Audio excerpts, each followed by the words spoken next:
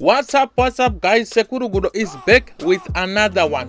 seKurugudo vari kupisa, ndiye munhu wacho ari kupisa right now in Cape Town panhau dzekuripota nekutaura nekupa mazano panyaya dzemusic kumaartist achangokura. Saka tiri pano paseKurugudo picture tauya nechinyowani. Nyaya iri pano guys, toda kumboudzana chokwadi. Hatisi kuregedza, hatisi kudzokera kumashure. Tiri kuziva kuti kune vakatsamwa nechirongwa chatakatanga ichi.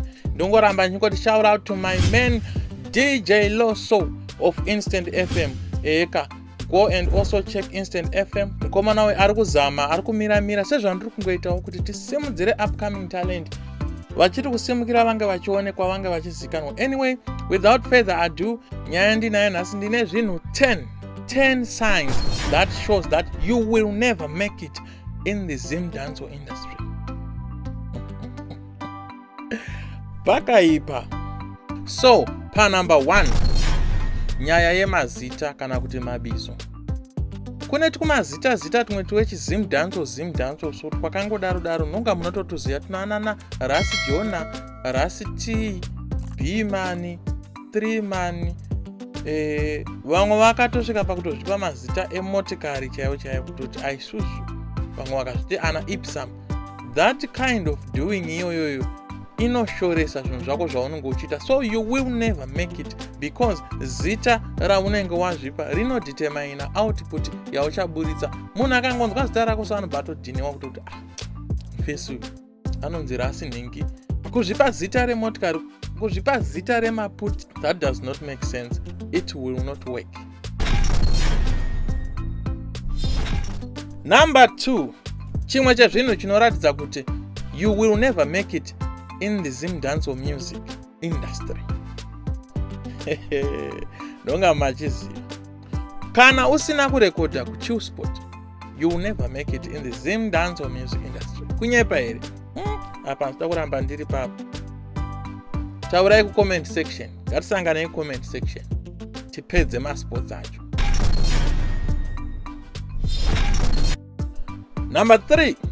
Kana ukasaita zvekupenga zvekubvisa hembe, kupfeka mapamba kunge anandunge yuti, kana kuita kunge wakarasika njere kunge Van Choga, you will never make it in the Zim dancehall music industry. It is believed kuti unofana kuita kunge unopenga, unofana kuita kunge wakadzingwa kumba, unofana kuita kunge usina kana care nelife yako.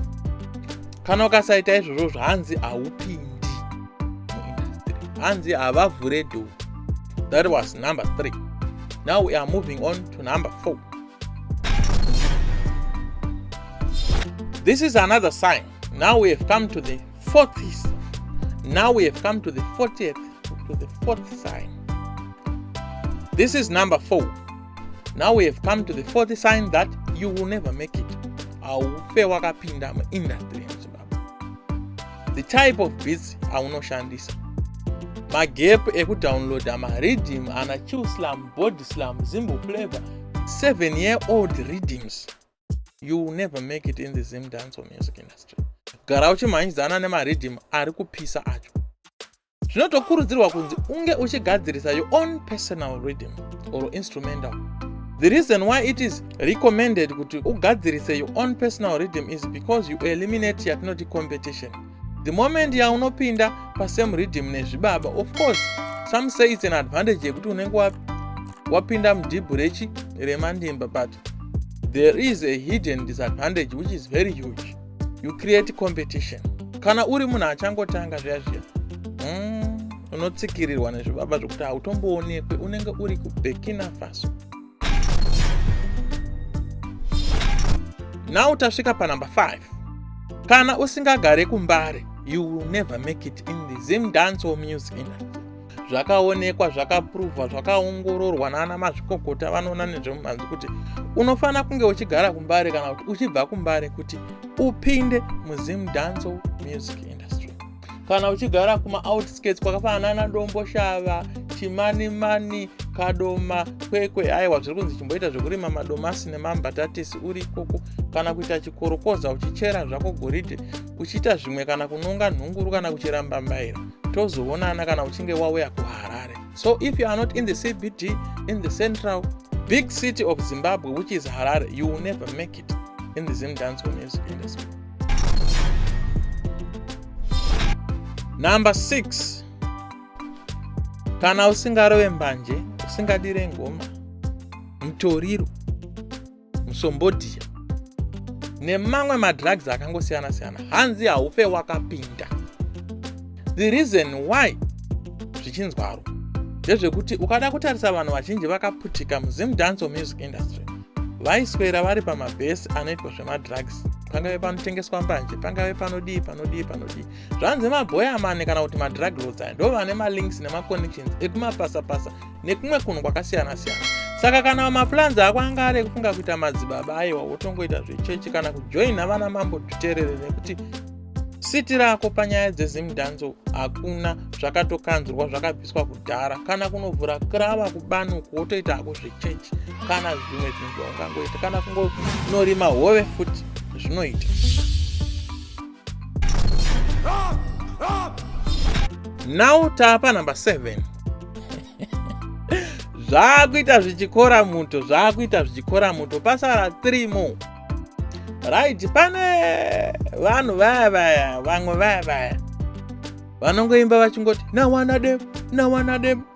Hanzi nyaya yekungoramba uchingoimba wedhe kuti nawana dem. Ndo yakapedza mumwe murume ainzi aimboimba patwa dzefake. Amene kuti ndiani muchinda yeye. I think muri kumutomuziya mega. Ina handidi zvekumakwa nevanhu. Ndagara ndakatokoshotawo mazino nakuti rega inimbochengetedza handina. Ngatipfuurire mberi panumber 8.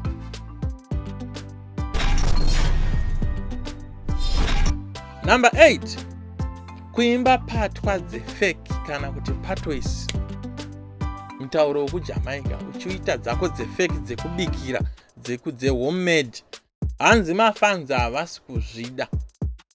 Izvozvo zvakare zvinogona kutobata futi mumwe muchinda ari kunzi aimbozviita akabva azowanika achinopera asati ambotanga. Iko zvinochangosara izita chete. Zvekumakwa nevanhu hatisati ndakuda. Saka zvanzi imba hako neshona kana patwa idzi dzichikunetsa, nekuti patwa dzacho hanzi chitori chirungu chinozongoiswawo kasaundi kuti zvisaunde kunge vanhu vekujamaica. Plus hanzi vanhu vacho vekujamaica vatomboteerere patwa dzenyu, hanzi dzakatodhaka. Kana ivo maZimbabweans havatodzide. Hanzi chingoita hako sakilati ungozvimbira shona yako ingori straight as long as beat rezimudhanzo. Zvakanaka zvakadaro. That was number 8. That was a big sign that you will never make it in the zimudhanzo music industry. Tazosvika panumber 9. Panumber 9. The 9th reason or sign inoratidza kuti you will never make it in the zimudhanzo music industry. Kwasara 1. Ichocho ndo chakanyanya. Okay, number 9 zviri kunzi nyaya yekuti unotenderedza music yako wega zvinobvisa chiremerera. Hanzi unobva ganda kumeso, unosara wango naked kunge nzungu yakamenywa, ameno kunge chii, ameno kuti munoda kutaura kuti chii.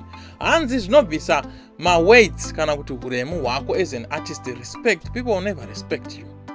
Hanzi saka ipa vamwe vanhu vanoita basa rekutenderedza music iro vakuitire zvinhu izvozvo, kwete kuti wega unofumira uchingosenda music uchimanikidza vamwe maartist vari kuimba kuti nhai mifarirai music yangu kana yes subscribe to my channel. Hanzi go kunhu kwakafanana na YouTube kuonovhura maaccounts Facebook, Instagram, ndokunhu kwaunosangana nemafans vasingazive kuti kondenza mic yakaita sei, vasingazive kuti mustudio makaita sei. Ivavo ndo vanokusapota, ndo vanofarira music yako, kwete kumanikidza mamwe maartist kuti farirai kani hamuna kudownloada, mangoisa tumoto, mune godo, vanaani vane godo.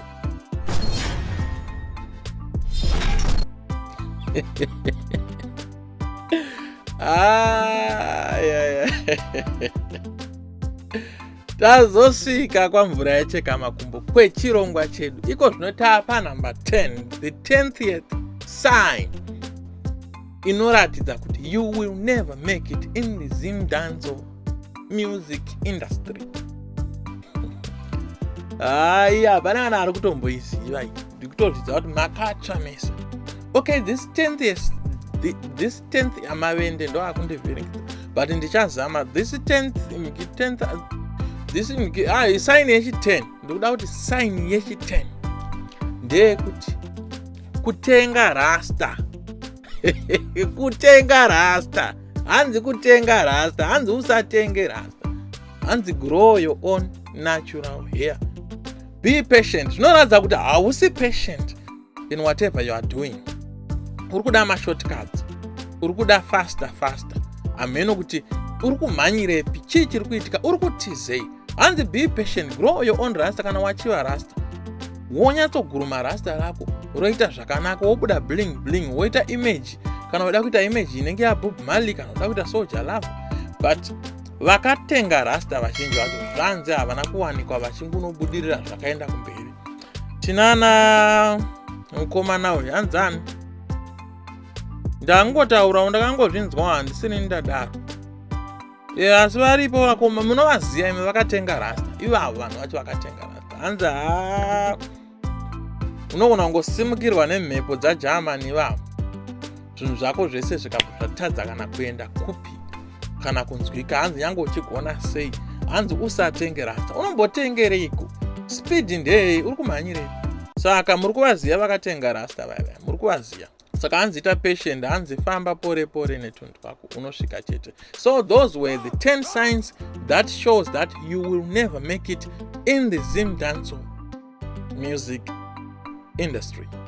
See you again next time with another one. I'm signing out. This is Sekuru Gudo Pikicha, your uncle from the jungle.